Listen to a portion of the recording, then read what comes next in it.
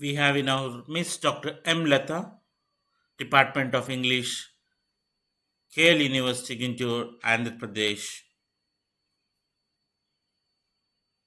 Madam, we request you to kindly chair this session this afternoon.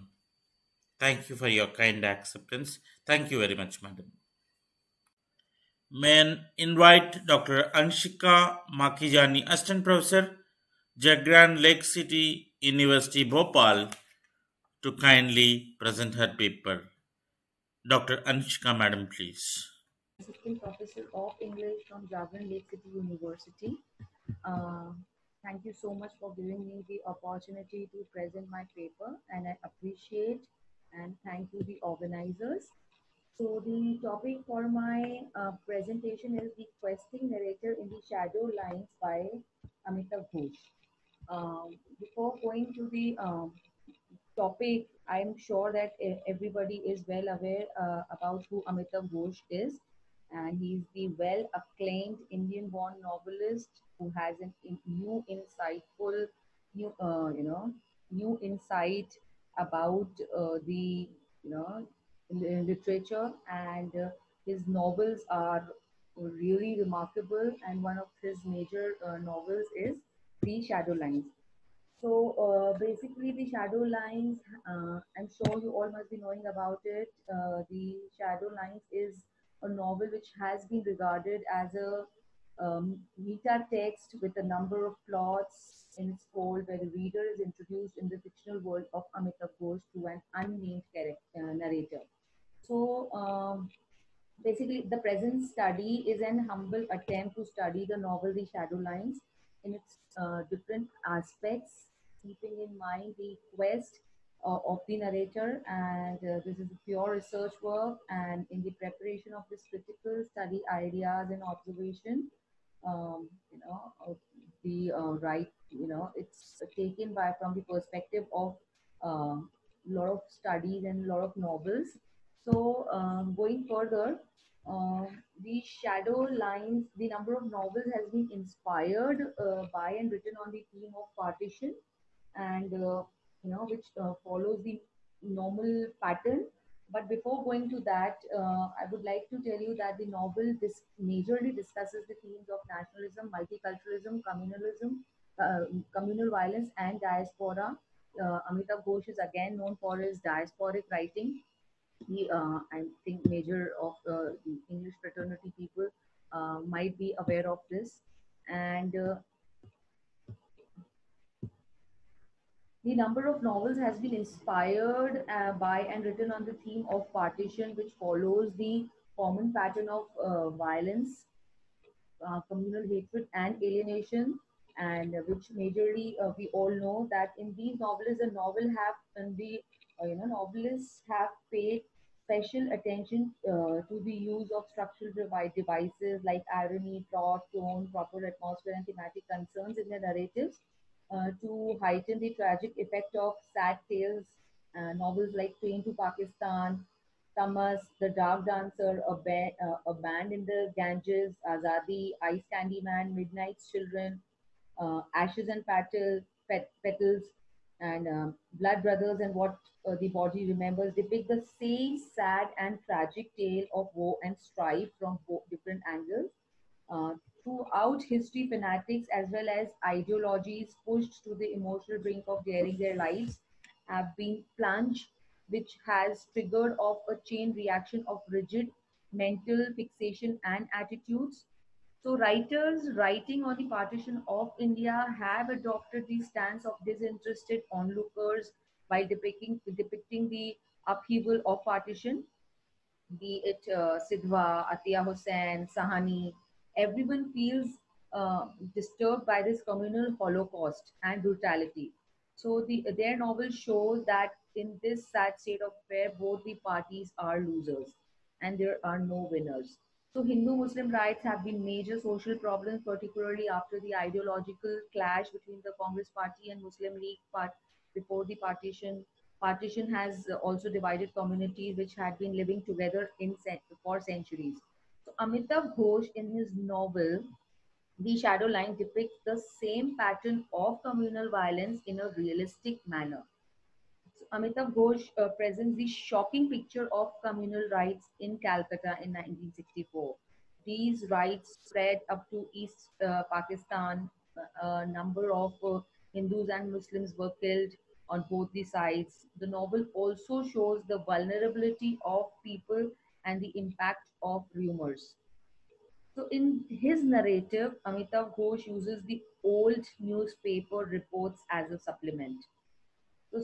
So, The Shadow Line is a very recent novel on the problem of communal violence. And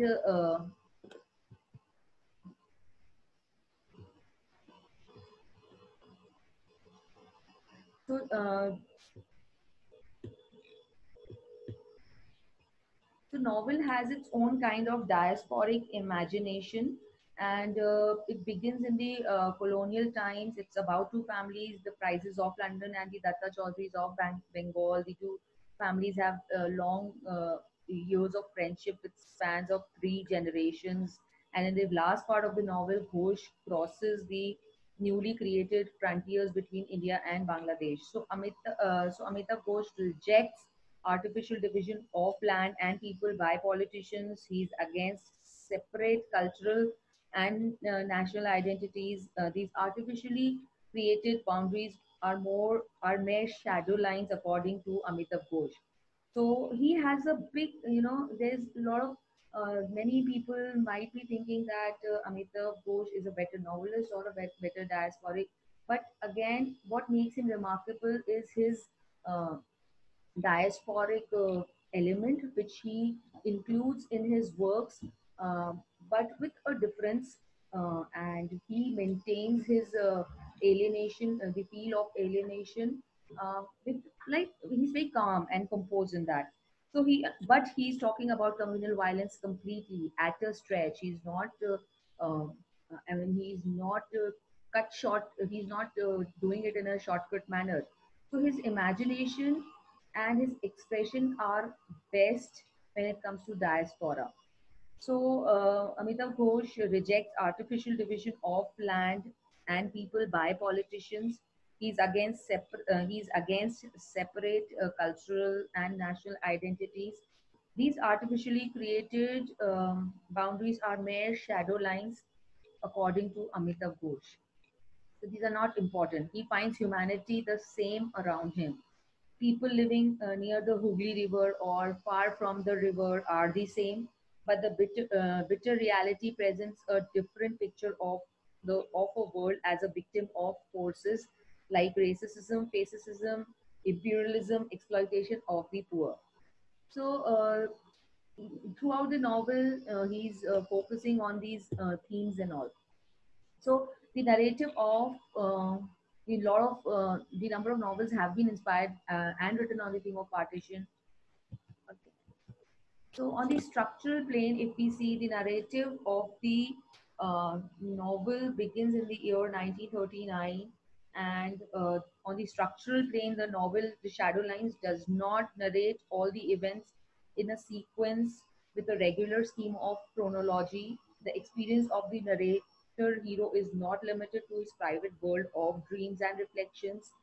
Tridib, his father's cousin, has provided him with material in the form of memories and letters which fire the imagination of the narrator. Later, when the narrator grows up, he visits the place where Tridib did live. While reading about experiences of Tridib, the narrator lives a truer life in his memory and imagination. So, some details about Tridib are provided by the narrator by Tridib's girlfriend.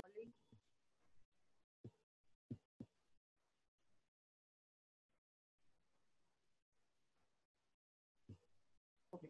So, Tridib is a major symbolic figure of the novel in the form of narrator. So, the novelist uh, Amitav Ghosh invokes the idea of non existent shadow lines between two nations and communities. And the story of shadow lines begins in colonial times. It is about two families.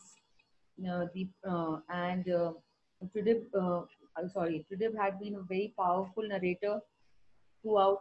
The novel belongs to the tradition of Bildung's Roman novel at its present. Okay. So the shadow lines also reverse the process of finding a place for oneself in the world. And the novel has placed Amitav Ghosh among the modern leading Indian novelists. Amitav Ghosh aims at making people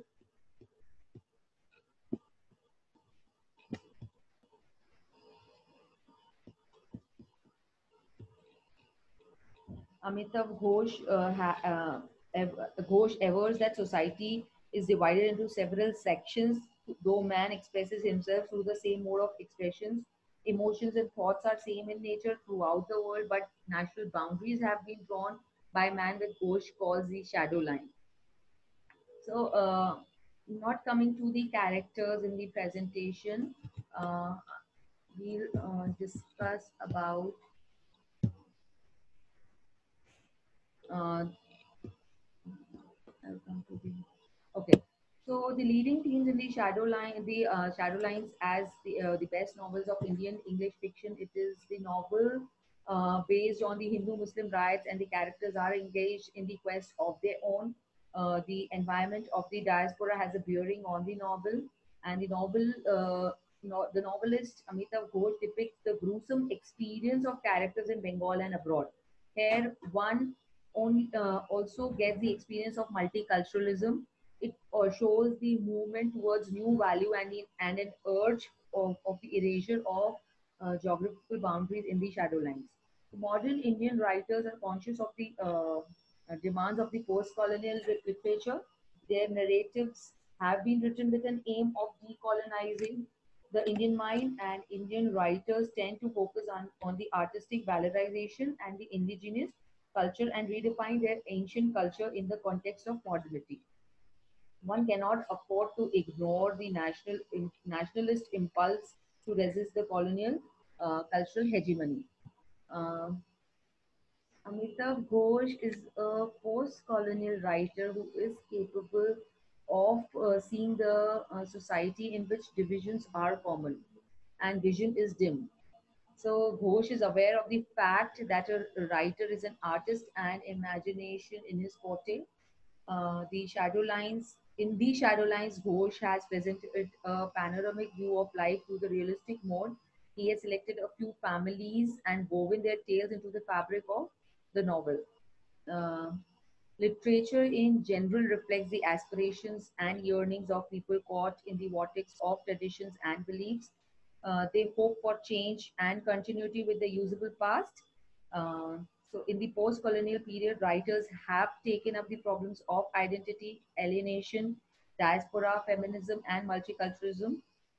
The Shadow Lines also provides an opportunity for Amitav Ghosh to give a lyrical expression to his diasporic imagination, which literally means dispersion of Jews to areas outside Palestine since the 6th century BC.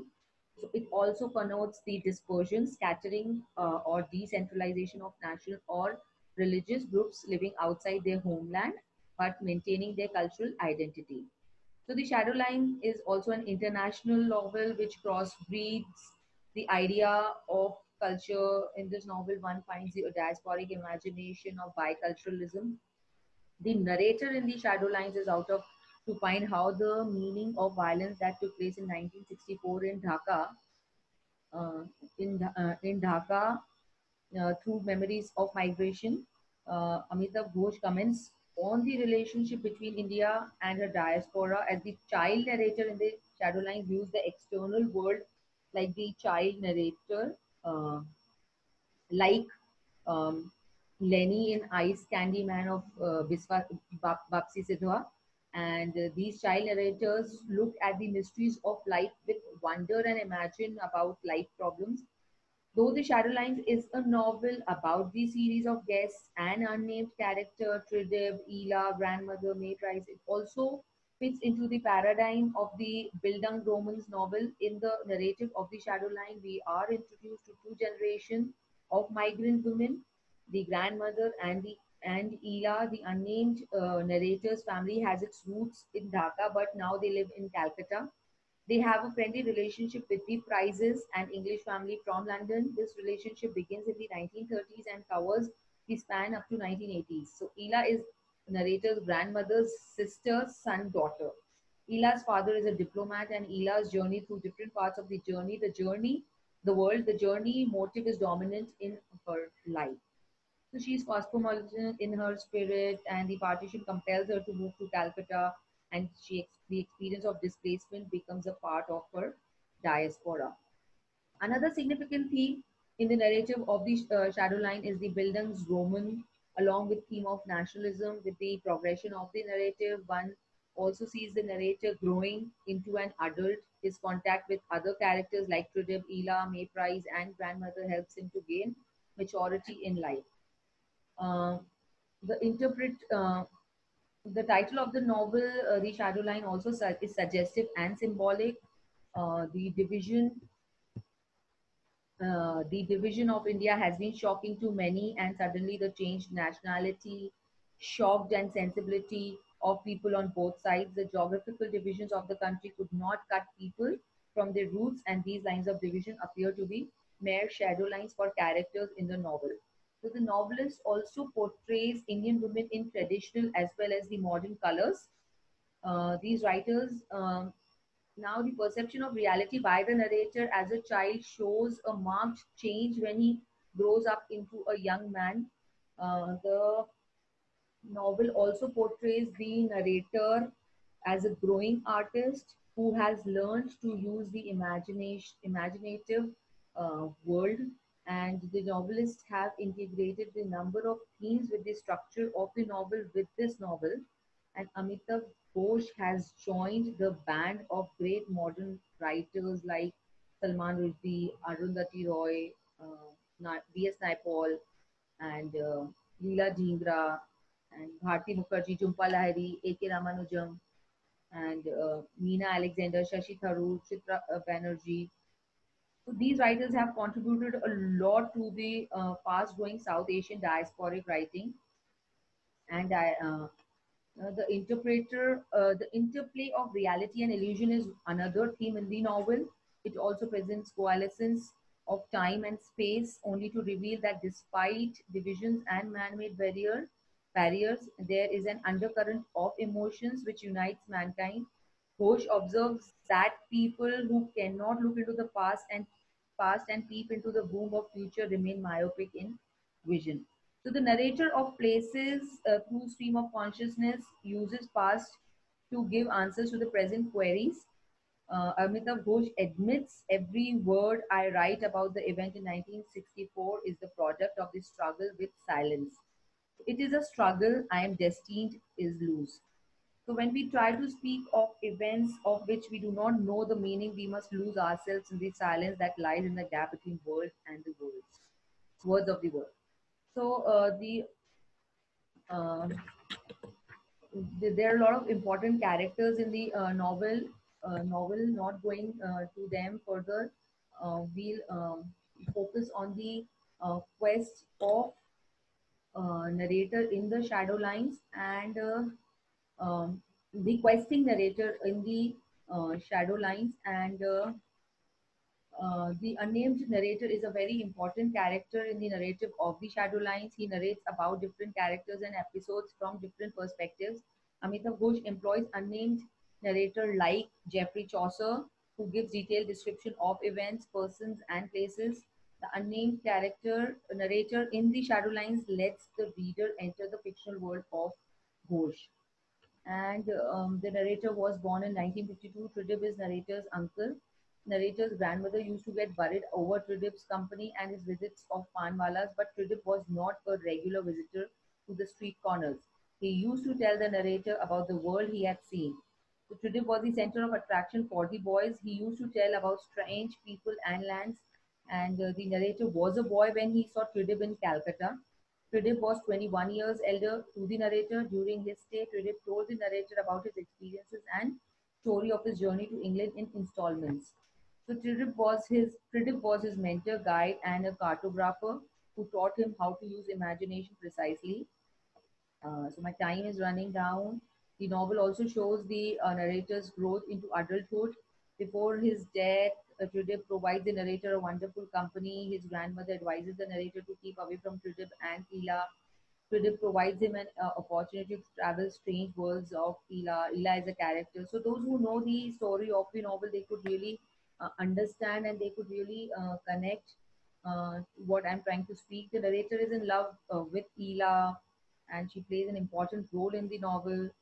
So Ela is suffocated in Calcutta. She continues to travel to new places to find secure and finally decides to settle down in London by marrying an English young man, Nick. And going further with the story, it has, the so if the story has a refusal of instrumentality and of the limits of practical reason.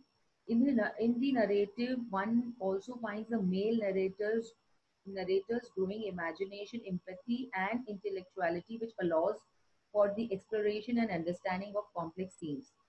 So as his horizons expand and becomes international, his scope, his questions, memories, and experiences provide the structure of narrative. So the Shadowline is a meta-narrative novel, and in which the unnamed narrator reconstructs the relates the stories of different characters. And the Shadowlines is not a novel about the political freedom in the modern world. The narrator researches the official records and the spatial imagination and the passion for entering other lives that the narrator imbibes. By the end of the novel, certain major shifts have taken place that destabilize the simple equation between events and their written report. The Shadow Lines is not a novel about the meaning of political freedom in the modern world, but rather novel, but the compensation and the escape routes which that world, such as it still makes available to the certain privileged class of sensitive and talented person. So, in some ways, the Shadowline is an overall ambitious novel. Uh, it seeks to make a profound original statement about life, and with such instances that it often seems that pain to charge almost every passage with subtle significance. Uh, and the diasporic imagination of Asian writers such as Amitav Ghosh emphasizes the need to cross the shadow line so that the whole world becomes a global village. Thank you.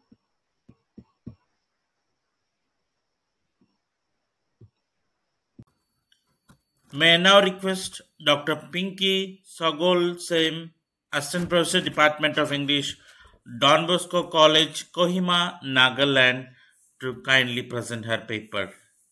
Dr. Pinky, please. Hello, everybody. The title of my paper is Innovative Approach to Creative Writing, Teaching Practical Criticism Prose.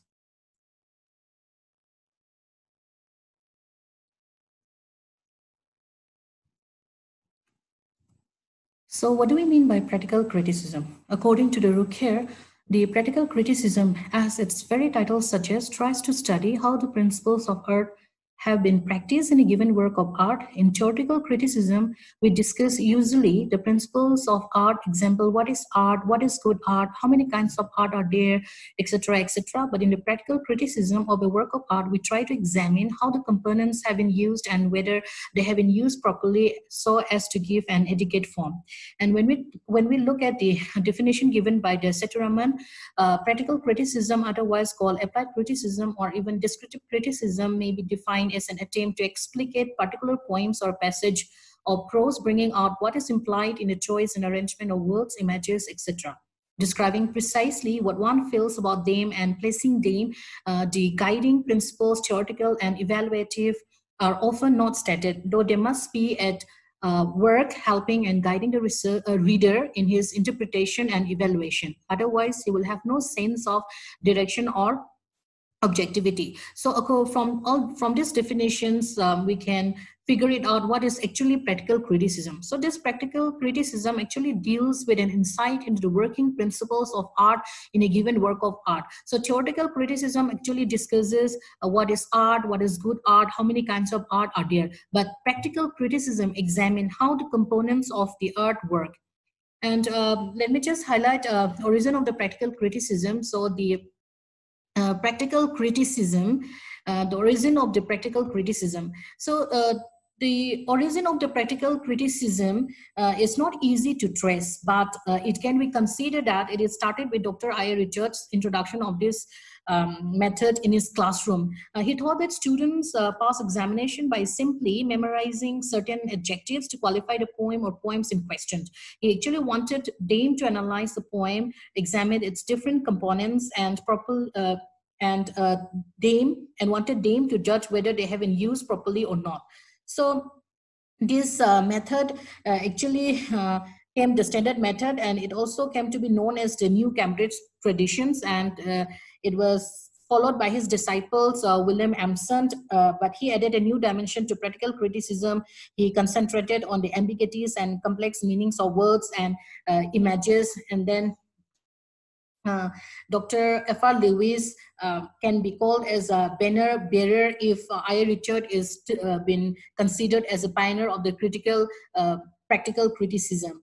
And in America also, this practical criticism became the standard mode of criticism.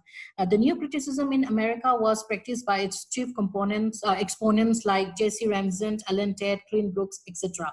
Their concern was also to encourage the students to study carefully the structure and texture of the poem, its imageries and rhythm, as also other features of both rhetoric and prosody, and only then pass a judgment. And in practical criticism today, the craze for linguistics and stylistics has added a new dimension to criticism. So next, so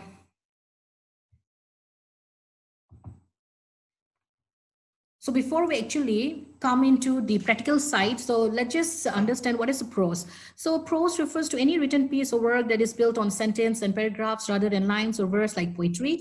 For example, novel, short stories, essays, letter, editorials, articles, and journals.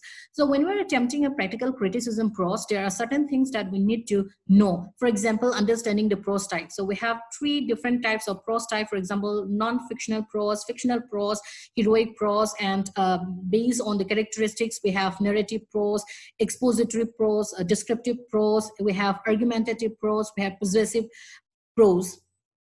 And the parts with which we're going to, the parts which is actually a component of a practical criticism. For example, we'll be having this introduction. Okay, so introduction will be based on the analysis of the main, this is based on the analysis of the main points or ideas in case of the non-imaginative piece, and the essence of passage in case of emotive imaginative piece. And then we have this comment on idea on point wise in case of non-imaginative prose, and then the practical criticism of the prose will also deal with the style in which the prose is written. So when we talk about the traditional approach actually look at the written text only. So interpretation is based on the understanding of the prose, applying the knowledge of types of prose and style of writing, and therefore the gaze is actually fixed at the written text, letters of the alphabet in front only. But when we're talking about this creative approach of attempting practical criticism prose, so we are going to use this pictographic or sketch or drawing. So pictographic is actually, a pictograph is a picture that represents a word or idea, and sketch is a rapidly executed freehand drawing that is not usually intended as a finished work, and it serves several purposes. It might record something that the artist sees, or it might record or develop an idea for later use, and drawing is the representation of the idea into a virtual art. So let's just have a look at this with this new approach. Let us do this practical criticism of this very prose. So this is the prose. So if a poet is good enough, every word that he wrote adds something to our knowledge of him, and a few sketched or unfinished lines may tell us something that we should never have guessed for ourselves. Mere scraps discarded or left over that he cast aside may contain in the seed of what was to bear fruits later, a scribble in a margin. Second thought may reveal a second thought which alter the whole intention of the poem. So this prose piece is taken out from the Rucker and A.N. Prasad book, A Guide to Practical Criticism. So first of all, let's just dissect each lines and represent it in this picture form. So this poem is talking about this this prose is talking about poet. Okay, so now we know that there is this poet, and then we have when we consider this word, he wrote what every word that he wrote adds something to our knowledge of him. Okay, so whatever he wrote, to us, it adds some knowledge. It adds something to our knowledge. Okay, so this is it. And then when we try to represent it into picture form, this line, lines, a few scattered or unfinished lines may tell us something that we should never have guessed for. So this is like whatever unfinished lines that he has written also is an idea for us. We get to know something about it. We get to know something that we have never gazed of. Then mere scraps, discarded, or scraps is something that is discarded or left over. So mere scraps that he cast aside may contain in the seed of what was to bear fruit later. So let's try to represent it in a picture form. So this is the scraps. This is something that has written, and then he is like discarded. So even this can be it can be a seed of something. It can be a seed of it can be a poems on which, or it can be a theme on which a new poem can be written, written. So a scribble in the margin, so scribble like in the margin means the second thought. It may also reveal a second thought which alter the whole intention of the poem. So this is he is trying to see, for example, the poet is trying to write something like a poem, and then like here some ideas comes up, and then he was like jotting it down, and this very second thought that comes to him can literally become a based on that, a whole new poem can be written. So from all these pictures, we get to know that this prose, the prose actually is talking about the poet, okay, his qualities. So here this prose is, we can clearly see that this is a descriptive come expository prose. So this talks about the qualities of the poet, and it also exposes the qualities of the poet. And since it is based on this quality, so we will be considering this prose as a non-fiction prose. This is something that is not imagined. This is actually based on the qualities of a poet. So to sum up, we can say that with this, we have a clear-cut understanding about this poem. It's easier to understand what the prose is talking about. Now let's just go to the another prose. So since it's quite long, so I'll not just read it overall. I'll just go I'll just try to analyze each paragraph. So in this first paragraph, we can see that there is a gnat called Anopheles. So here, we are from the Greek word for hurtful. Many gnats have the mouths with staving and sucking styles. So this one, it stabs the skin and draws blood. There is an Anopheles with dappled wings. So we can see that this is the dappled wings case. So from this, when we look into it, we get to know that this is talking about mosquito, and it bites men only. It bites men, only female bites. So we can see that this picture actually is talking about which mosquitoes actually bites. Okay, so this is the this blue color is symbolizing the male, and this is the this red color have the mouths armed with staving and sucking styles. So this one, it stabs the skin and draws blood. There is an Anopheles with dappled wings. So we can see that this is the dappled wings case. So from this, when we look into it, we get to know that this is talking about mosquito, and it bites men only. It bites men, only female bites. So we can see that this picture actually is talking about which mosquitoes actually bites. Okay, so this is the this blue color is symbolizing the male, and this is the this red color mosquito is a female, and this red color is symbolizing of the blood that it sucks from men.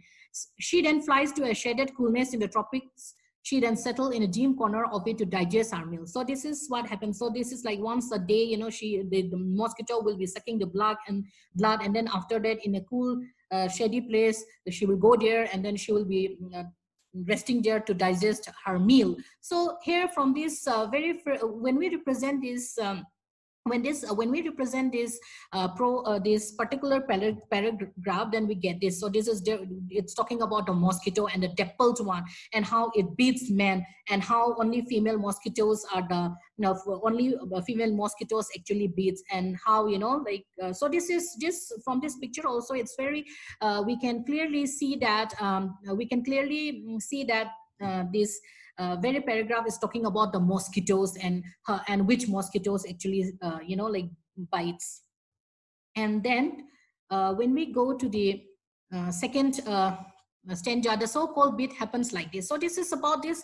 Actually, this paragraph will be talking about how mosquitoes, it's written in a very written in a very like a beautiful way, how the mosquito actually sucks blood from human beings. So here you can see that see they then studying our head against the skin, she stabs by styles with dagger points and row like. So it's like in a very filmatic way, it's been like described how the mosquito actually sucks blood from us. So this then again in the third stanza, so this dappled wing. So again here I'm representing this whole passage into this diagrammatic form. So this passage actually talks about this particular paragraph actually talks about the this transmission of the malaria, the cycle of the transmission of malaria. So here I'll not go to the, because of the time limit, I'll not go to the I'll not read this this paragraph, but I'll just highlight on the diagrammatic representation that I've done. So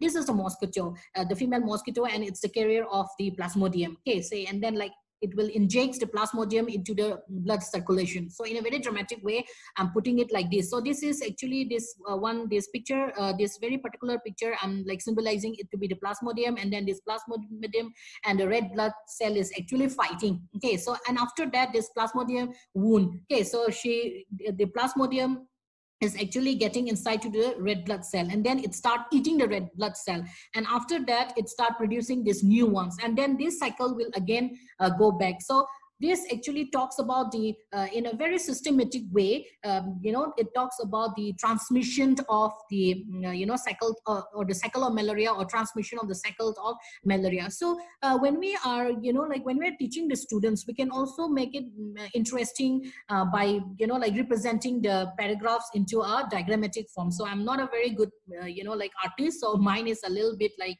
rough, but then because of the time limit also, I was just trying to make it as simple as possible. I find it very, fruitful when I actually, teach this practical criticism prose to my students. So when I represent it into this kind of pictures, they were able to understand much more, and they could write better. So this is one way of doing. With this pictograph, we can actually approach this practical criticism prose. So this very particular, this prose, we get to know from those diagram also that we're actually talking about the transmission cycle of the malaria, and how in a very narrative. So this is actually narrative prose.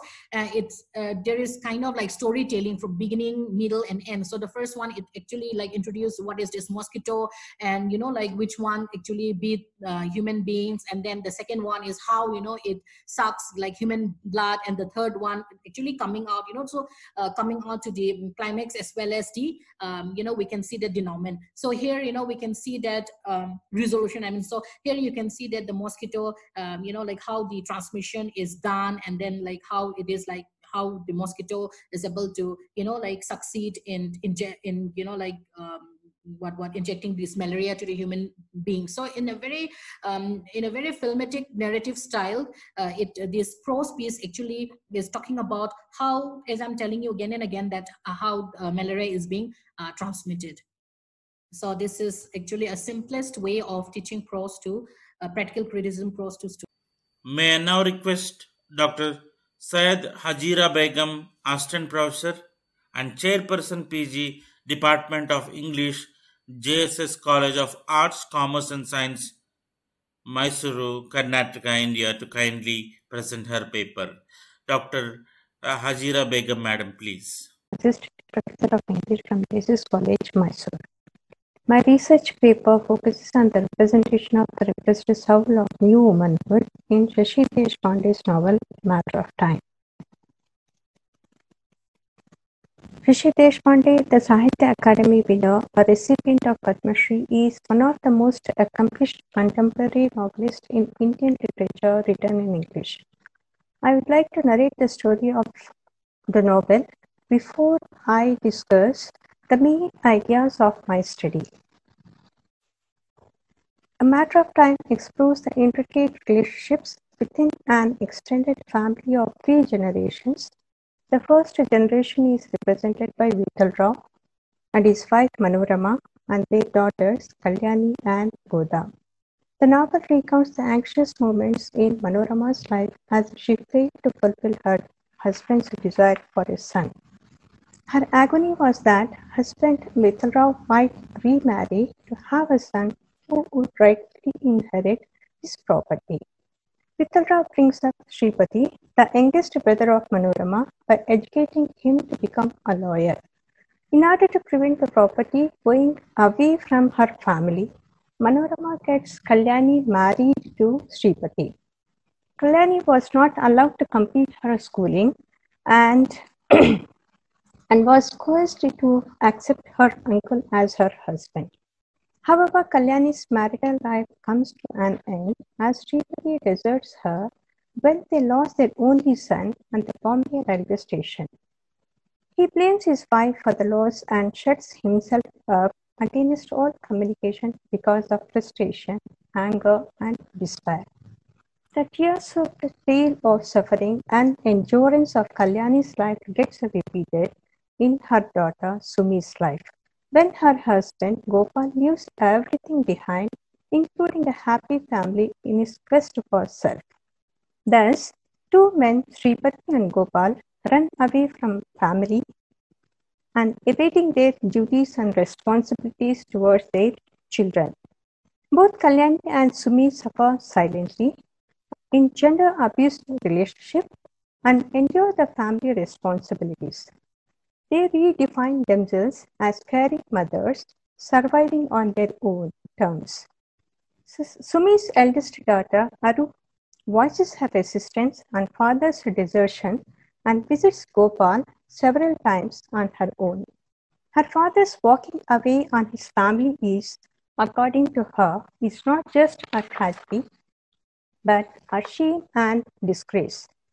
Deeply hurt by the disintegration of her family, Aru thinks of complaining against her father. She does not want to let him get away scot-free. She is highly disturbed when she notices how women in their families are not given due place in patriarchal society. She is very confused and troubled with many questions about her grandparents, parents, and her future. She becomes a pillar of hope for her grandmother Kalyani on her mother's death in an accident along with her grandfather Sripati. The novel ends with Gopal's departure to Alaknanda in pursuit of his quest for self as Aru and Kalyani bid farewell. Coming to discussion part of my paper. The novel shows the difference between the values ascribed traits in patriarchal setup in contemporary Indian society. Deshpande questions the relevance of patriarchal ideology as she shows how easily and carelessly men like Sripati and Gopal leave the domestic sphere and life's commitments to show protest against unfulfilled desires. The main plot and subplot of the novel have a conflict, focusing on the cultural construct, son preference, which is predominantly found in all patriarchal societies. The importance of bearing a son is very crucial in patriarchal families for lineage, social domination, and purification of soul of a man. Deshpande quotes from Upanishad in the chapter on the family in A Matter of Time. I quote, "Whatever wrong has been done by him, his son frees him from it all. Therefore, he is called a son. By his son, a father stands firm in this world." Unquote.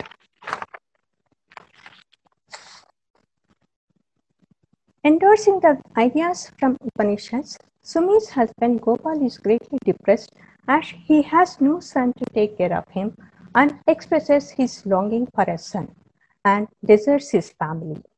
Thus, Deshpande's novel, A Matter of Time, shows it is religion that oppresses women in culture-bound societies as characters Sripati and Gopal runs away from family responsibilities without any feeling of guilt. Deshpande further shows that in this game of gender politics, women are the victims as well as the perpetrators. The life of Manorama was silenced because she could not bear a son for her husband, and in this manner, she hates her daughter Kalyani till her death.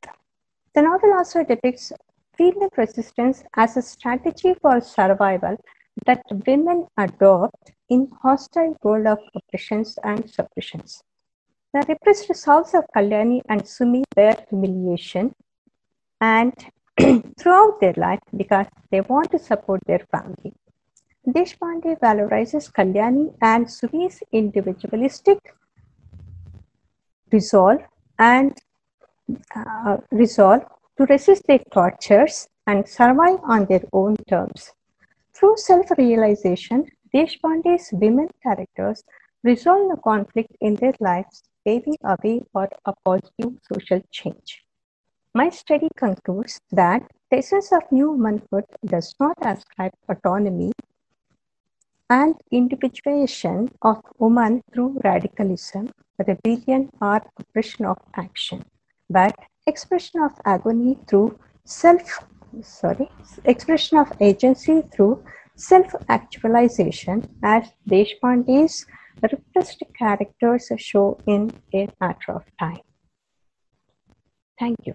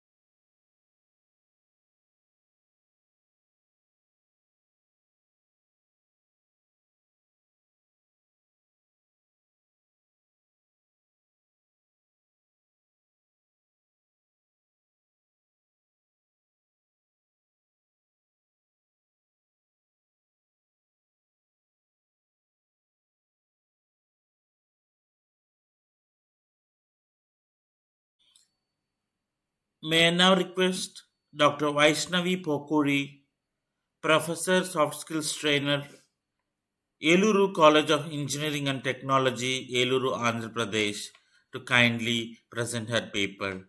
Dr. Vaishnavi, Madam, kindly please. Participants, my paper today is on teaching soft skills in the present scenario with reference to G.B. Shaw's Pygmalion. I am Dr. Vaishnavi Pokuri, working as a soft skill trainer, professor in Eluru College of Engineering and Technology. Today, I have done a comparative study of the present soft skills training scenario with George Bernard Shaw's Pygmalion, a drama in 5 acts. So friends, as we understand today, soft skills are certain skills that are required to retain, sustain, and grow in a workplace. We can simply define soft skills as skills that are required to work in a harmonious atmosphere at a workplace, like teamwork, team management, self-confidence, pressure management, interpersonal skills, communication skills, etc. In the present education scenario, we find that there are excessive number of undergraduate and graduate students churning out every year from various professional colleges and arts colleges, in whatever background they are. And we find that the employability scenario, according to their knowledge base or previous education, is just only 20% of the actual output of graduates. So the main reason for this could be hard skills, the lack of hard skills as well as soft skills. So hard skills are the the knowledge. For example, a programmer requires the programming skill to write a program, and this is called hard skill. Whereas soft skills could be his ability to work in a team, his leadership qualities, the way he is able to express himself in his work at his workplace, etc. So the main reason for the lack of employability skills is the lack of soft skills, and this could be traced back to our present education system, where from the beginning of our education, primary education, marks are given more important than these kind of skills, and it is more of a mark oriented and rote learning based type of education, which is being trying to be changed with the National Education Policy of 2020. And with this kind of students coming to the graduate and the undergraduate courses, there is increasing importance of soft skills, the need to impart soft skills, so that there we can fill in the skill gap of a fresh graduate engineering or a professional graduate. So today I would like to compare this our present scenario to George Bernard Shaw's Pygmalion, where he speaks about this need for soft skills, accent, communication skills, dressing sense in a Victorian society, the Shavian society, where even in those days, a lot of importance were given to just the outward dress and not the internal change that is required. The internal change and the internal personality must change in order to retain and survive for a long time at the workplace. So Pygmalion is a Greek myth, which means which is traced back to Ovid's Metamorphoses, where a sculptor, a very skillful sculptor, who finds that there are no perfect women according to him. He really sculptures a wonderful, perfect woman figure, and he actually falls in love with it. And it is with the help of Venus or Aphrodite, this figure is brought to life, and he happily lives with it. So here, George Bernard Shaw's play deals with creating a perfect figure, a perfect woman from Eliza Doolittle, and the person who really tries to carve her out is Professor Higgins, a researcher and a renowned professor in the field of phonetics. So the main characters are Professor Higgins, the renowned professor and researcher in phonetics, Colonel Pickering. He specialized in phonetics, and he is from India and is a friend of an acquaintance of Professor Higgins. Eliza Doolittle, the flower girl, who is forced to become the Pygmalion of Mr. Higgins. And Mrs. Higgins, she is she is a foil to Eliza Doolittle. While Eliza Doolittle is a flower girl belonging to a very low society, low strata of society with Cockney accent, Mrs. Higgins belongs to a very high society. She's very refined, and she is a kind of a role model for Professor Higgins. So this drama is called Shavian drama, introduced by G.V. Shaw, and it speaks about the social divisions in the society, the class struggle, the middle class morality, where the people from lower class really try and struggle to come up in life, and still they are pulled down. As we find the students from the 2-tier and 3-tier cities really struggling to learn corporate manners, the corporate dress sense, on the accent, though they have enough hard skills with them. So actually, this drama is a satire on society and the politics of the Victorian age, which gave a lot of importance to Victorian, this kind of manners and the outward superficialities. This drama also works on gender disparity, where Eliza Doolittle is addressed by Mrs. Higgins as squashed cabbage leaf, bilious pigeon, drag-tailed gutter snip, and she is just made lifeless. And Higgins considers her as his masterpiece.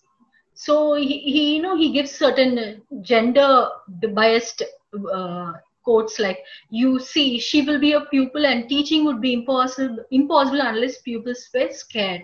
So he does not give any kind of individuality or individual importance to Eliza Doolittle's internal personality, and he forces technicalities on her, resulting in only superficial changes with very little immediate influence and a whole lot of disaster in the long run.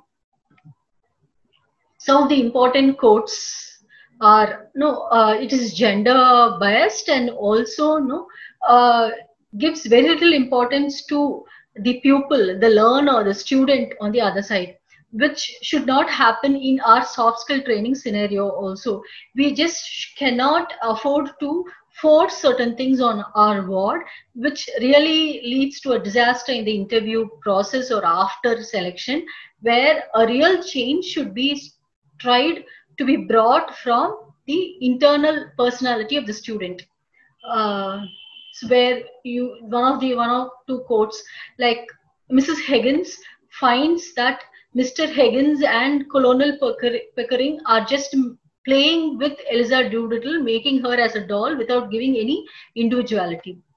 She states, "You certainly are a pretty pair of babies playing with your live doll."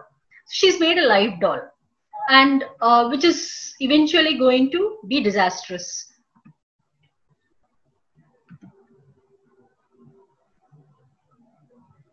So, which is eventually going to be disastrous, and Eliza, due to Mr. Higgins' severe training in phonetics and severe training in the dress, and she's just passed on as a duchess in an ambassador's garden party. Actually, she wins. Mr. Higgins is able to win the bet. He's able to bring and momentary change in Eliza Doolittle, and she is believed and she is idealized as a perfect duchess.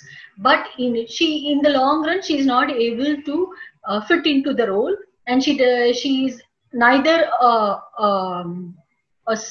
flower seller or a high society woman, and in the future she does not fit into a higher position because of the real lack of change in her internal personality and because of the negation of her individuality by her trainer, Mr. Higgins.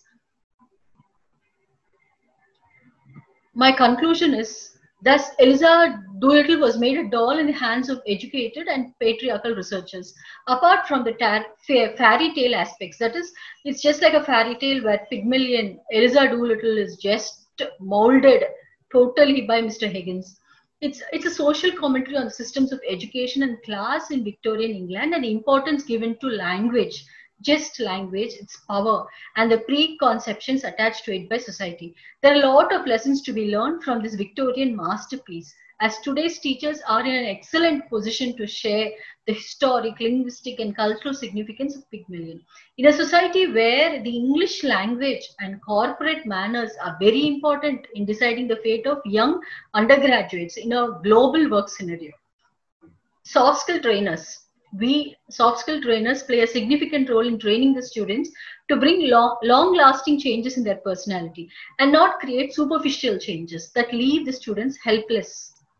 The real challenge is to inculcate best work practices and positive personalities that would equip the undergraduate engineering fresher with all soft skills they would require to survive and grow in an ever-demanding workplace. Thank you so much for giving this opportunity.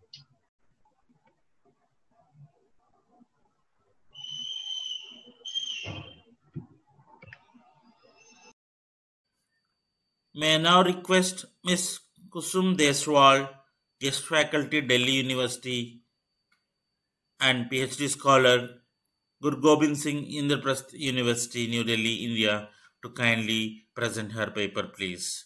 Now, Ms. Kusum Deswal.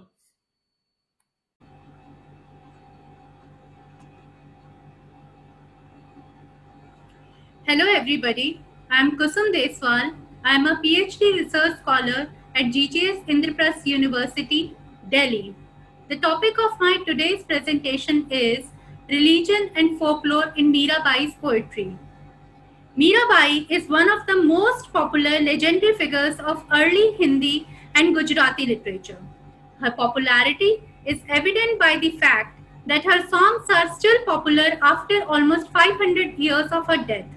Her heartfelt songs are alive in northern and western India. She was born in 1498 AD at Kudki near Medta. This topic is divided into three parts. In the first part, the focus shall be on religion in Mirabai's times. In the second part, the focus shall be on the aspect of folklore and folk culture. In the third and the last part, the focus shall be on Mirabai's life and her creations particularly.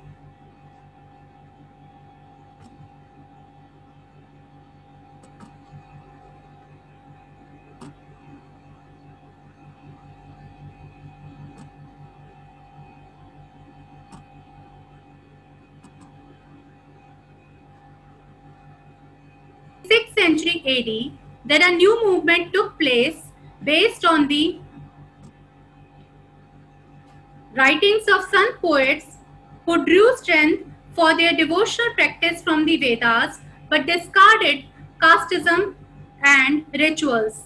This movement came to be known as the Bhakti movement.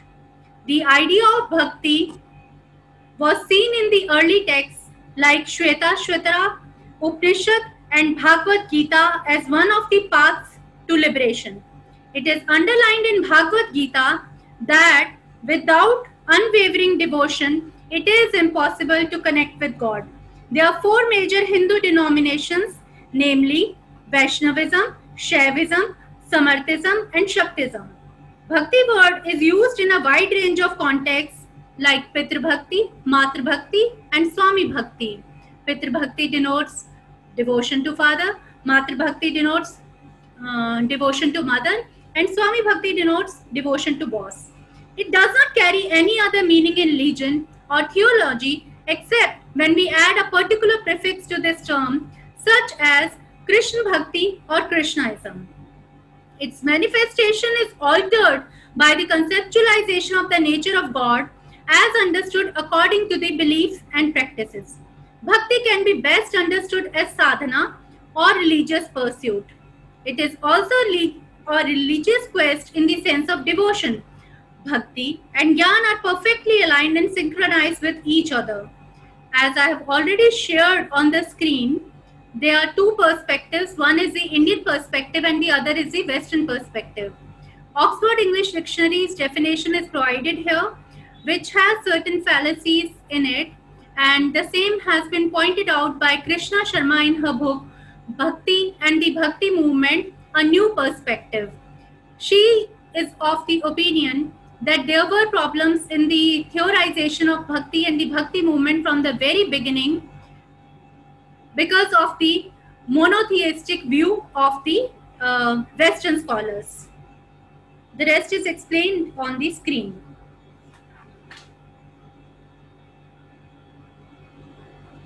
The proponents of Bhakti discarded the rituals of worship that formed an integral part of Brahminical asceticism. They rejected Sanskrit, which was the language of the erudite and scholars, commonly known as the Dev Bhasha or the language of gods, and started composing in the vernacular languages which were in the reach of masses and thus commonly known as the Lok Bhasha or the language of people, masses. This was another reason of the popularity of Bhakti in those times. This shift from Sanskrit to vernacular languages also marked the rise of many modern Indian languages like Kannada, Hindi, Marathi and Bengali. The Bhakti movement became hugely popular with the subalterns and the lower castes like Kumbis, tailors, potters, carpenters, gardeners and barbers, who were severely oppressed due to the social hierarchies in the late medieval ages. They got a chance to articulate themselves for the first time in the history of India. Therefore, this movement also had a major contribution in the emergence of modern India. Now, the second part of the discussion on folklore.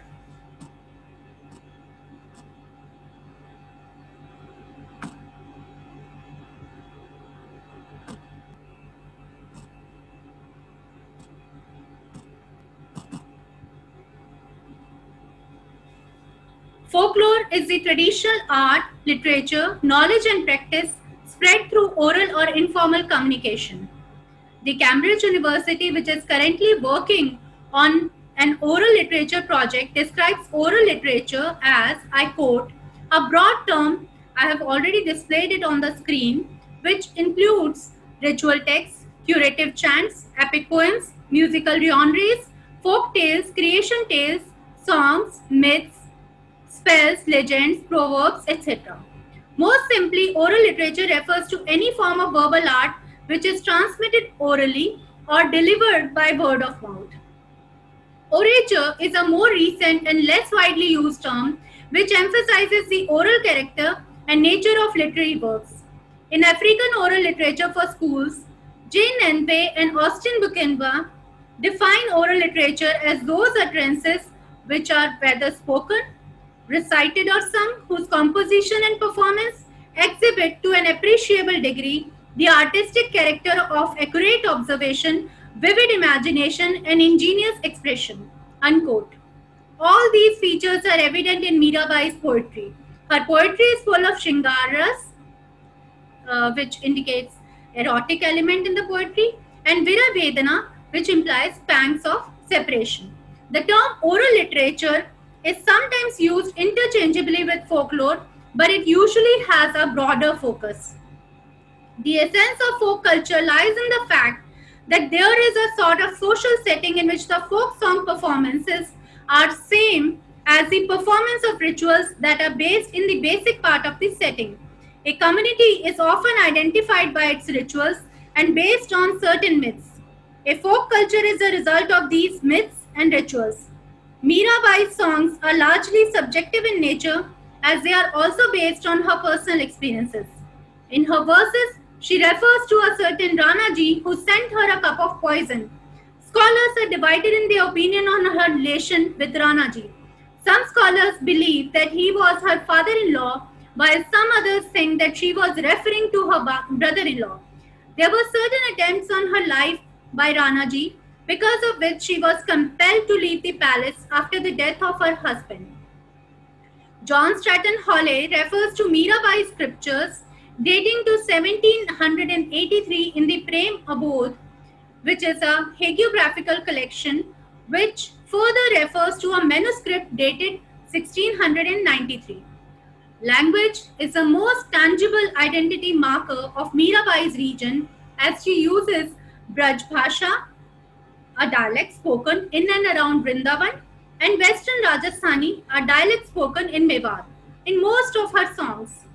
Rajasthan is popular for its folk culture. Folk music is a significant part of Rajasthani culture.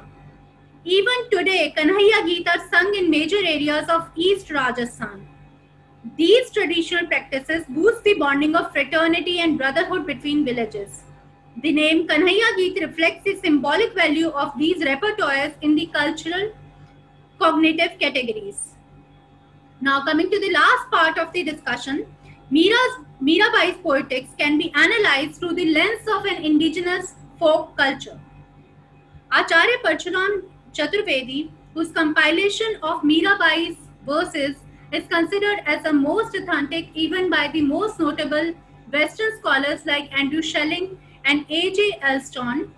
He writes that her poetry can be bifurcated according to the various themes such as Stuti Vandana, praise and prayer of God, Param Shakti and Param Abhilasha, love for Krishna.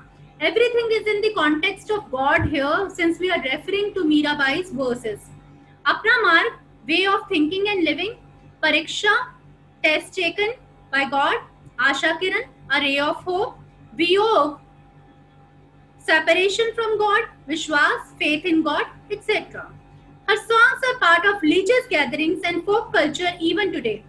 Folk artists who sing Mirabai's songs include the Manganiyar and Lhanga communities. They are from the Muslim community of musicians who have specialized in bhakti songs, and they include Mirabai's bhajans in their repertoire.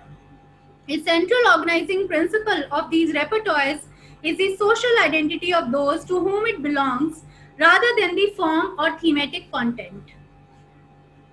Due to the time limitation, I am concluding the discussion. One cannot restrict Mirabai's poetry to only bhakti, as that is an erroneous ahistorical approach. Mirabai had a major contribution as she broke away the shackles of patriarchy. Mirabai neither established any schools nor anointed anyone as her successor. She successfully scattered her poems amidst her listeners and exerted a profound religious influence on the regions where she lived.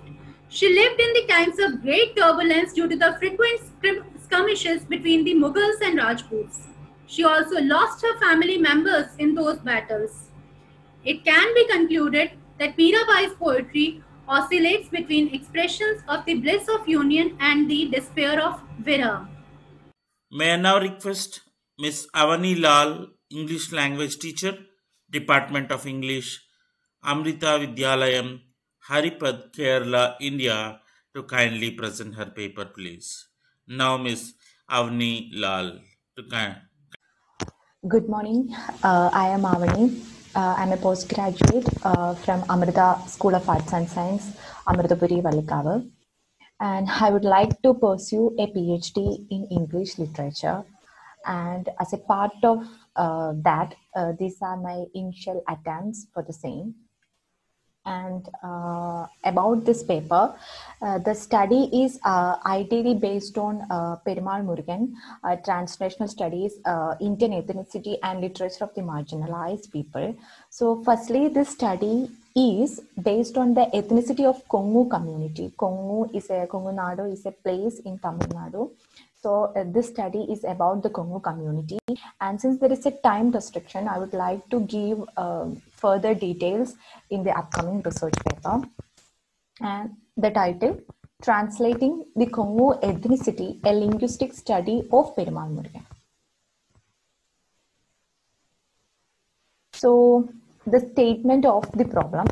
Actually, this research aims to identify how the translation in literature could enhance the scope of linguistic study of the marginalized people in society. And this study would be with regard to the novels written by Perumal Murugan and his perception of the Kongu community, or how he portrays the Kongu region in his novels. Moving to the methodology, it's about the marginalized literature. So it's an attempt consciously made to reconnect the past and the present. So it's an eye-opener to the present marginalized people, the mainstream upper class people and the colonizers. So the literary history cannot be separated from other parts of separated from other forms of history. So this marginalized literature subscribes to secure values such as individuality, liberty, equality, and fraternity. So the protest against this established unjust social order and rejection of the entire hegemonic tradition done overtly or covertly is the main thrust of the marginal literature. Marginal literature are literature wrote for the marginalized, maybe by the marginalized writers. So a chronological linguistic study of various dialects is carried out from the regional language chosen by Perumal Murugan. So this further establishes the nuances of the ethnic community, and it also opens up the scope of a detailed study of the marginalized people in a linguistic perspective, in a linguistic way of study.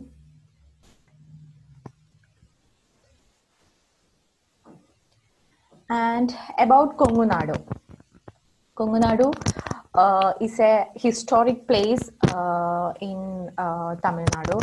So this region plays a role in his novel, in Perumal Murugan's novel, and the land comprises of multiple castes and communities based on the occupation. Thus, there is a marginalized group also. There are people who are isolated in the society, and Perumal Murugan particularly wrote for the marginalized people, and he believed that their community is more important than their identity. So about the geographical features of the place, it's a semi-arid area having its major portion occupied by hills and forests. And about the place, the suffix Mala, hills, appears with the tribe names such as Malay Kondam, Malay Vellalar, Malay Karan, and Malay Nayakan. And the western and the eastern Ghats almost cover the region, providing a natural boundary. And among the 5 ecological divisions of early literary tradition, and the region is identical, is same like the Kuringi and Mullai. Some later literature and epigraphic records refer this region as the Malay Nadu. So this region is a historic place. And about the historical background of the region, Kongu Nadu, it's an ancient rugged land, and it's a little known angel because in ancient Tamil literature, we can see the depiction of this particular place in almost every novels, every works.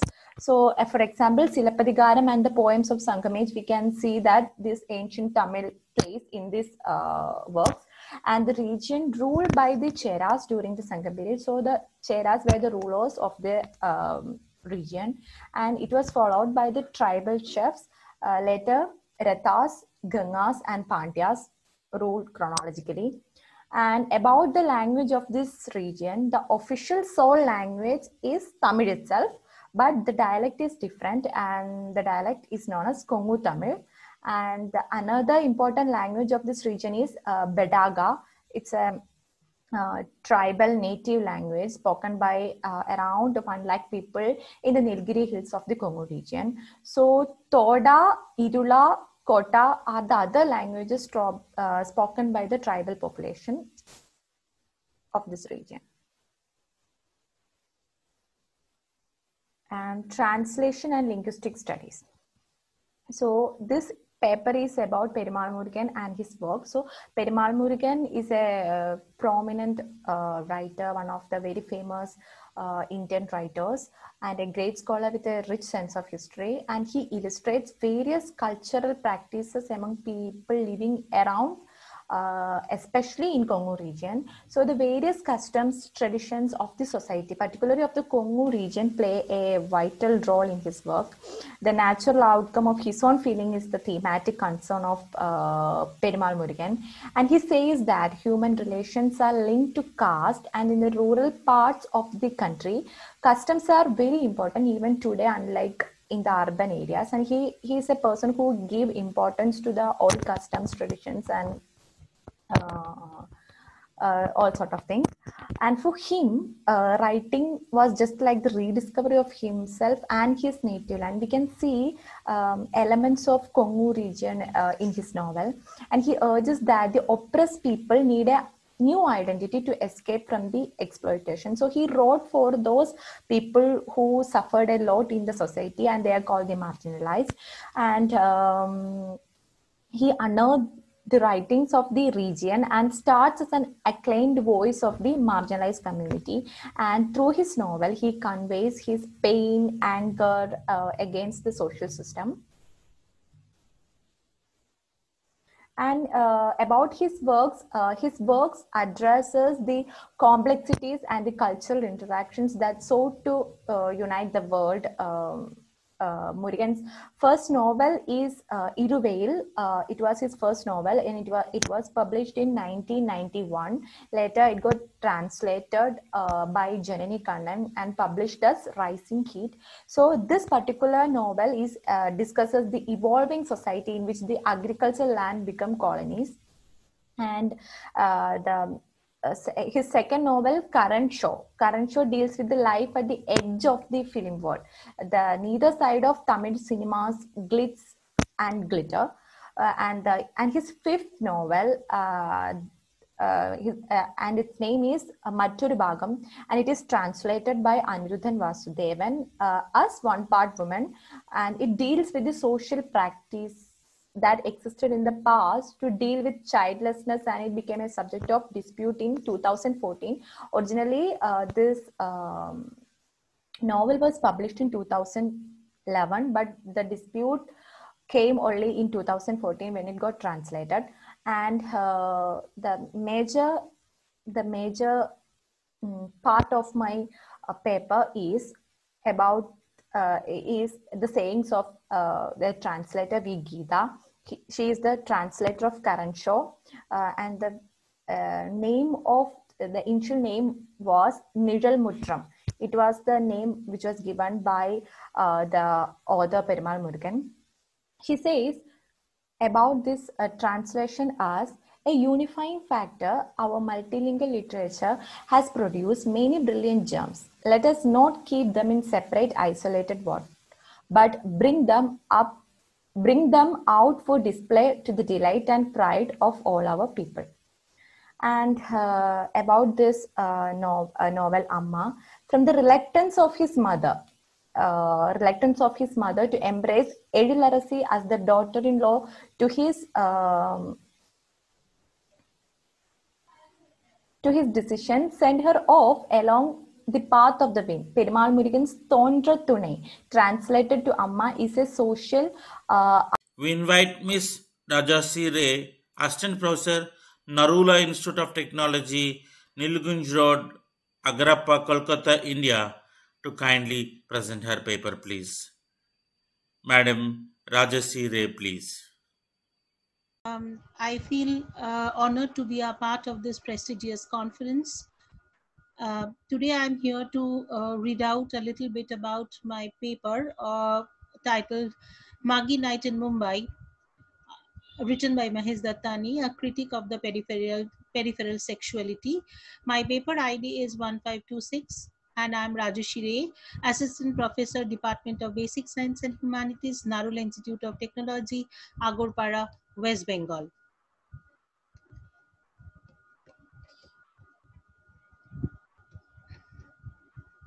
This is a picture of Mahesh Dattani. I would move on to my next slide. Mahesh Dattani is a celebrated Indian dramatist who dares to expose the agonizing reality of gays, eunuchs, homosexuality, gender equality. If I guess people of literature are all aware of his contribution into bringing the untold on the stage, live on the stage, and making people aware of the third gender rights, equalities, and their vulnerability, the hypocrisy they face in their real life. So Mahesh Dattani is a celebrated Indian dramatist who dares to expose the agonizing reality of the gays, eunuchs, homosexuality, gender equality, hypocrisy about marriage, and compulsive heterosexuality in a post-colonial society through his dramas that are written in colonial language, in the colonial language English. Of course, English is not our mother tongue, it is a foreign tongue for us, and Mahesh Dattani takes up English to voice his thoughts on stage. Mahesh Dattani chooses the male homosexualities and the hijras and gives the Indian marginalized class a strong voice to articulate He probably, for the first time through his 2 radio plays, Do the Needful and 7 Steps Round the Fire, were much debated, and like first plays which really brought these burning issues live on stage, and which created a kind of a kind of a talk of the town through these plays. I would speak specifically on Monkey Night in Mumbai, which is his first contemporary Indian play to openly tackle gay themes of love, partnership, lust, and betrayal. Kamalesh, a young gay and clinically is a young gay and clinically depressed. He invites his friends home ostensibly for an evening of camaraderie. However, the arrival of the sister and a fiance, a series of and her fiance, a series of dramatic confrontation is set into motion, leading to startling revelations and unexpected catharsis. The play begins like a odyssey of homosexuals. In 3 acts, Dattani describes a set of characters, Kamalesh, Prakash, who is also sometimes presented as Eve, Sharat, Kiran, Dipali, Ranjit, and Bani, epitomizing different economic and cultural course, sharing the same doom of the homosexuals. Their phobia lies in their detrimental treatment by the mainstream majority. Sexuality, like gender, is formed by the chromosomal order or disorder. But in societal facets, like gender roles, sexuality too is predetermined by the majority discourse, and the bisexual or the transgender only get the title queer. Gender roles basically privilege masculinity and categorize the female to be their other for the lack of the male phallus. Dattani's effort, therefore, here is to unknot, if not legally endorse, primarily homophobia and unreasonable fear of the homosexuals with their sexual orientation. His attempt is to treat every individual primarily as a distinct persona, a human with considerable human goodness, compassion, love, and fellow feeling. This play shows several incidents where the homosexuals try to abhor their homoerotic love to have a status quo of living with the common people. The theatrical stage represents simultaneously 2 contrasting worlds in miniature, one inhabited by the usual lot celebrating a marriage ceremony with huge laughter, noise, lights, and crackers, while the other describes the activities of the homosexuals limited within the flat of Kamalesh. Almost all the male characters have tried more or less to live like an ordinary individual, quitting their homosexual identities, but they are interrupted and insulted in every move by the heterosexuals. Their sexual overtures are looked down upon as criminal offense, and this upset their lot utterly to the repulsive heterosexuality. Moreover, Dattani has depicted a set of fruitless love affairs between Kamalesh and Prakash, Sharad and Kamalesh, and finally Kiran and Eid. They react in frustration in the same way as the homosexuals do, yet their love remains proscribed for others. This dichotomy between adequate and the inadequate, and the ideal and the real, happening and the annoying, constitute their tragedy. Primarily, the play moves around the theme of the homosexual love and heaviness, sighs, and the deception resulting from it. Dattani delineated various levels of turmoil in the upper classes of India, internal as well as external, social as well as behavioral, emotional as well as practical, through the individual's predicament in a society that does not allow one to unfurl his sexual identity. On a Muggy Night in Mumbai is a tragic comedy of a group of homosexuals staged in a microcosmic flat in Mumbai. The play is a erudite portrayal of their aspiration, love, jealousy, fruitless hunt for self-recognition. They are detained in the end by the masculine majority as shameful exclusions of the society. Dattani does not suffice any gratifying illumination at the end. Rather, he left them to the audience perception to cope with these ignored section with considerate love and permissive acceptance. His genius lies in here that he doesn't give a concrete ending to his play. Sexual orientation or orientation is located in one's private domain, which one is free to access publicly. However, we have seen time and again the homosexuals are not being allowed to do so, keeping in mind the taboos of the Indian society. A homosexual may not publicly acknowledge his orientation for the fear of being disintegrated. Marginalization or exclusion is a hapless social phenomenon which brings out the wretched vulnerability of the marginalized. They are ill-treated, they are not recognized, they are socially excluded. Dattani advocates aesthetically through the setting as well as the characters of the play a critique of this homophobia.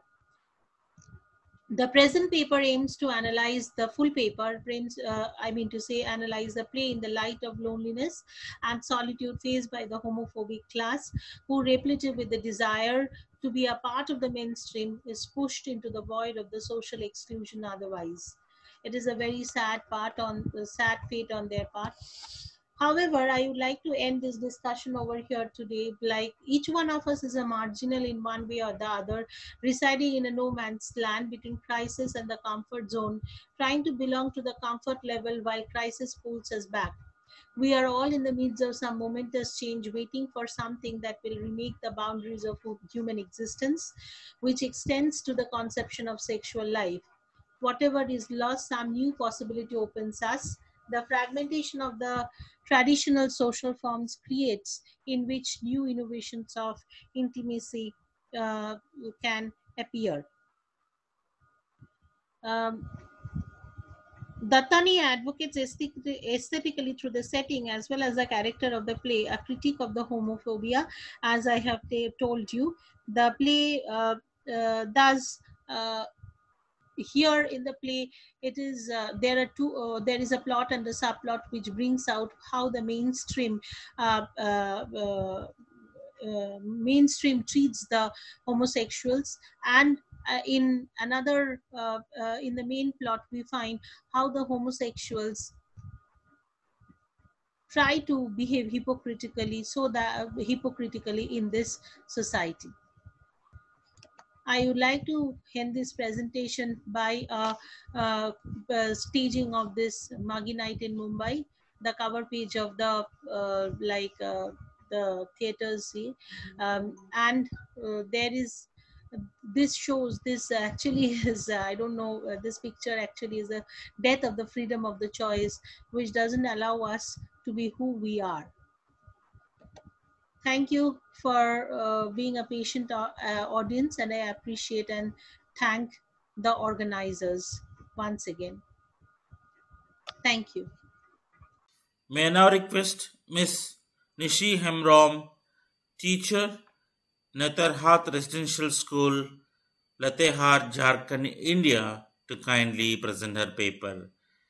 Miss Nishi Hemrom, kindly please. Good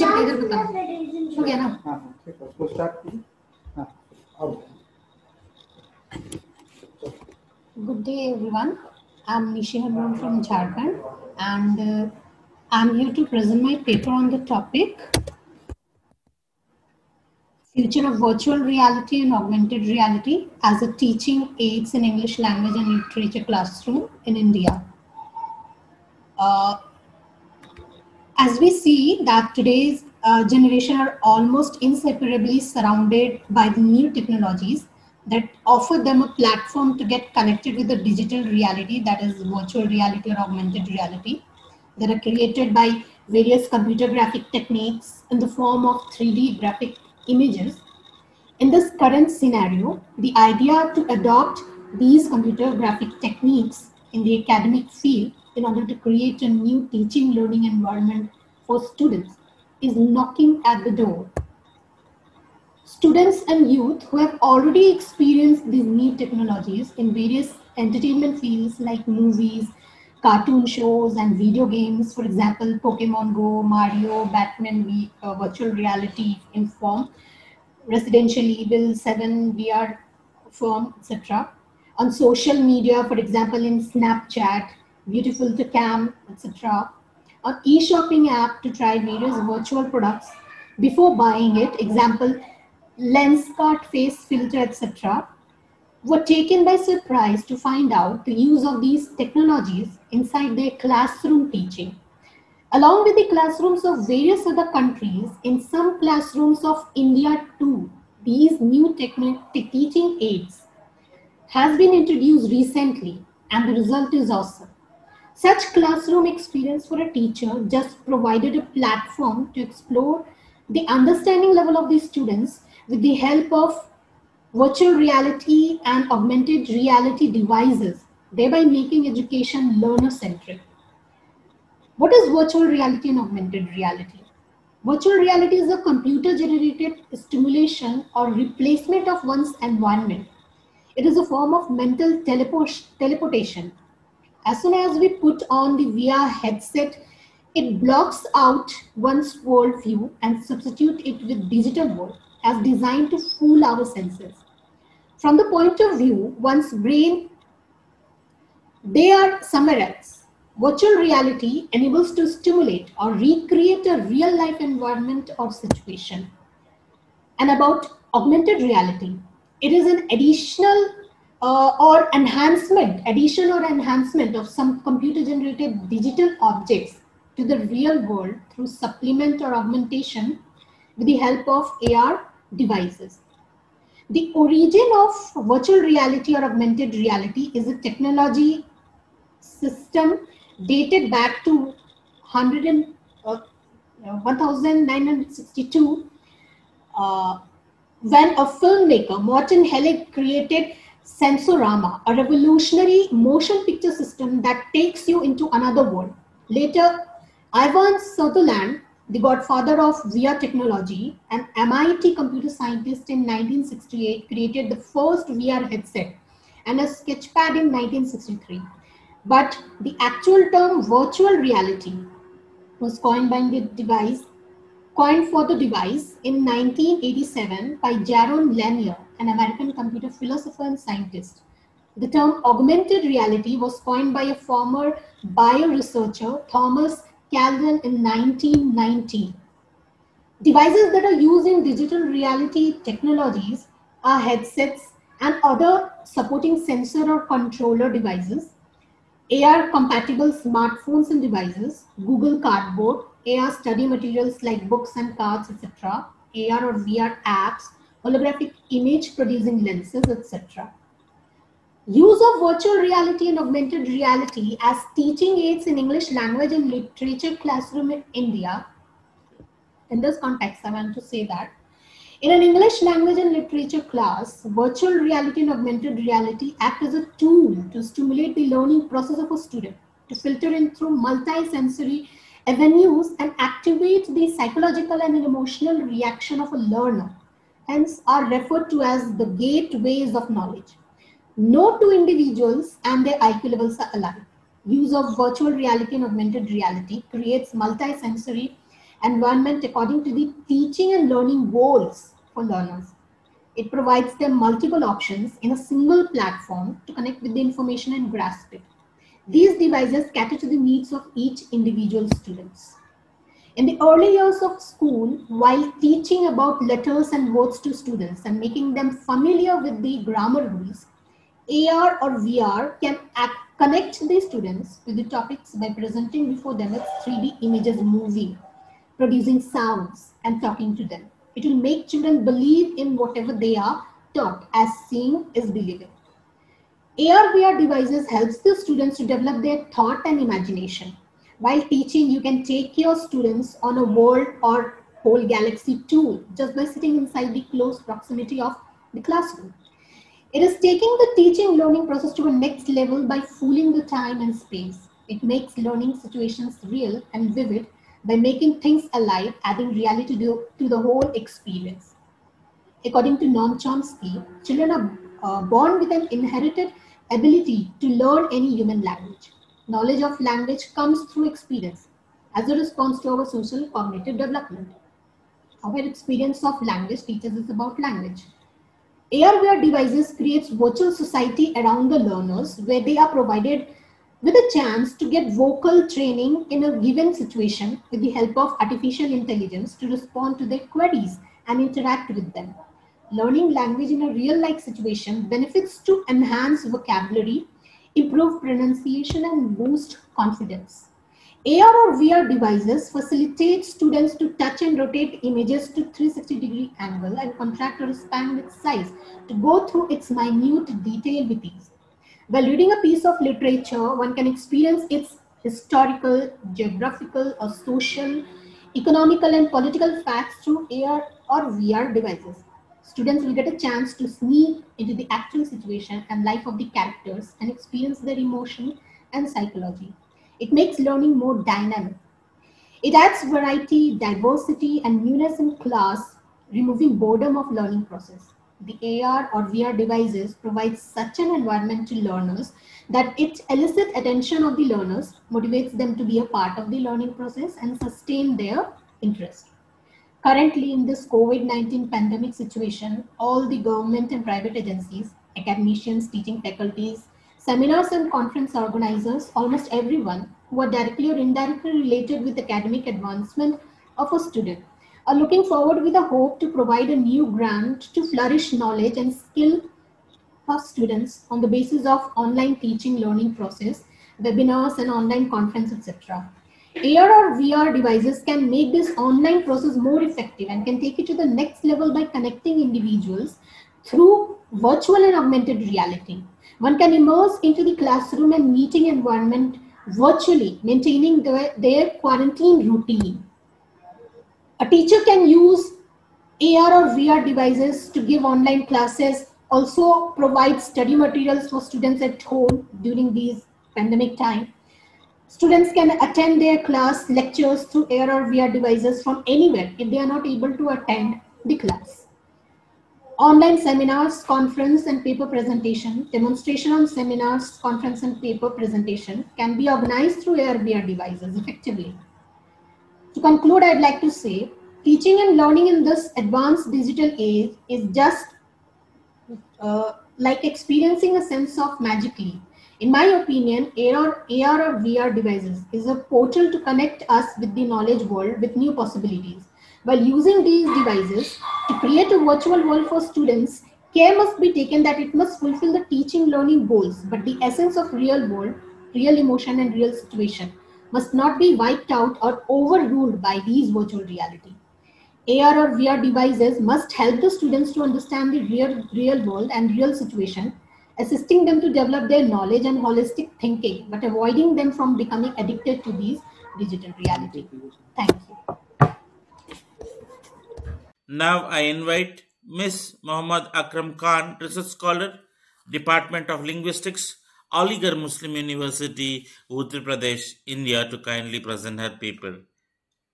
Ms. Muhammad Akram Khan, please. My name is Muhammad Akram Khan. I am from Aligarh Muslim University.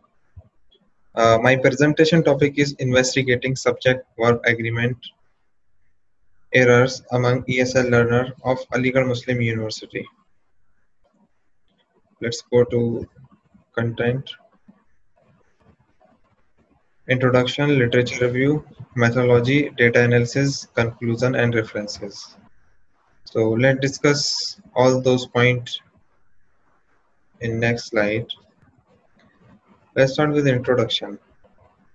The problem of subject-verb agreement among ESL learner, as that is English as a second language learner, are becoming more obvious and cutting across various education level, right from primary to university level. Many students speak and write without obeying the rules of subject-verb agreement. Subject-verb agreement is an essential element to be a proficient in any language. Every sentence needs agreement grammar.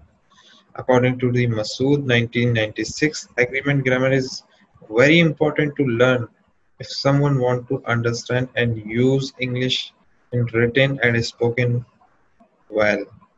It means that agreement grammar is needed in written and spoken English. Agreement grammar will help the reader or listener to understand the clear meaning of sentence. Aims and objectives. This study aims to examine the written subject-verb agreement errors made by ESL learner, that is English as Second Language learner at Aligarh Muslim University. Move on to next slide. Literature review. Error analysis is a branch of applied linguistics. It is a method used to document the error that appears in second language learning, determining whether those errors are systematic and explain what caused them. If second language learning, a more positive attitude gets developed towards learner's error composed to what was prevalent in the contrastive analysis hypothesis. Errors these days are no longer considered as an evil sign of failure in teaching and learning, rather, they are seen as a necessary part of language learning process. Error analysis emerged in 1916 by S. Pitt Cotter and his colleague as a reaction to the view that the language transfer is the central process involved in add-to-language learning. Error is the systematic deviation done by the learner who have not mastered the rules of target language. It happens repeatedly as the unconscious process. Errors are systematic and predictable. Alice 1995 26. Error reflect a lack of underlying competence in the language they learn. Unlike error, mistake is related to the language performance. The learner have known that the correct rules, but they are unable to perform their competence. Mistake can be caused and physical condition such as fatigue, lack of attention, and strong emotion. An example of mistake is the slip of tongue done by the someone when he want to say mood, but he wrongly utter the word moon. However, error are the part of natural process in the learning language. However, Harman 2007 and plays a crucial role for the learners to uncover the rules of target language by the feedback they get on the error. Ellis Barkozin 2005. The Masood 1996 agreement. Concord is an agreement between the subject with the verb predicate. Similarly, Leach 2016 stated that concord means that is agreement, a relation between the two elements such that they can match one another in terms of some grammatical feature. It means that agreement is the relation between two elements that should agree to each other. For instance, the agreement between the subject and the verb used in the sentence. Methodology used in this research. Data was natural and primary. The data has been collected from 20 undergraduate ESL learners from Aligarh Muslim University.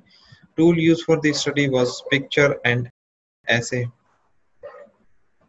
And informant were asked to write essay in 15 minutes. This is the picture which I used to give in for description. Data analysis. So we have one list of incorrect and other side we have a correct. Let's see I gets up. He use I and get. There is some agreement which is known as the tense agreement.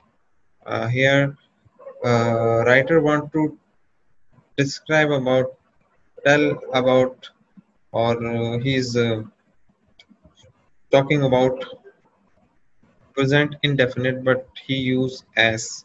That is wrong.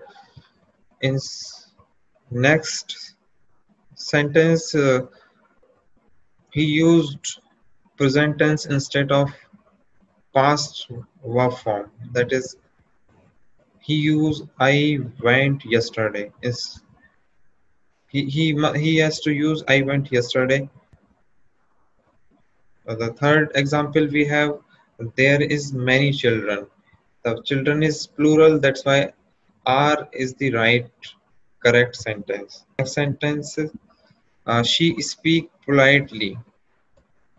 So here she is a singular, so the verb form should be a singular. Hesitate, same example. These students look poor. So here the look is a right word to put here. I met yesterday. He writer used I meet yesterday. So this kind of mistake was I found. Finding error made by the ESL learner. Those mistakes are made by ESL learner. Error and omission of the word, choice of the form, subject verb agreement, and verb tense error, and more prone to errors. Conclusion. Based on the analysis of data and the description in the previous section, it can be concluded that the student had many difficulties in subject-verb agreement. The student also have not mastered the use of recount text writing, which can be seen from the number of errors made. They did not know even about the subject-verb agreement rules.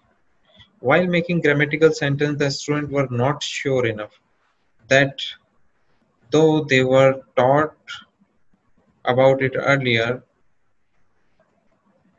one of the possible reasons behind this is the mother tongue interference. The researcher would like to extend some suggestion to the student. Number one, regress exercise. Regress exercise for subject verb agreement. Inculcate curiosity in themselves by watching movie having caption and subtitles. In order to overcome the problem, the teacher need to employ productive strategies approach while teaching the student. These activities would enable the student to improve their awareness regarding the subject-verb agreement. It hoped that by doing so, the student can enhance their understanding, consequently, that they can perform well. These are references. Research Researcher used these books: Research Masood 1996, Lee Joffrey 2006, Alice R 1995, Alice R Barkosian G 2005. Behind this, many more books were consulted during the research, which are also mentioned in full paper. So it was the presentation about the subject agreement error. So thank you for listening me. If any query, you can contact me on my mail. Thank you. I thank the chairperson for successful chairing of the session, and I also thank each and every delegate who have presented your paper very informatively and clearly. Now we'll have the interaction session. Just below this window, you'll find the tab discussion live in Zoom. Kindly click it. We'll move on to Zoom. There, the chairpersons will ask you the clarifications, and also the co-delegates, anything that you would like to clarify from the presenters, you may also. And we shall also be briefing you up regarding the conference information, and then we shall close this conference. That's all for now. We'll move for the interaction session by clicking the tab discussion live in Zoom. Thank you.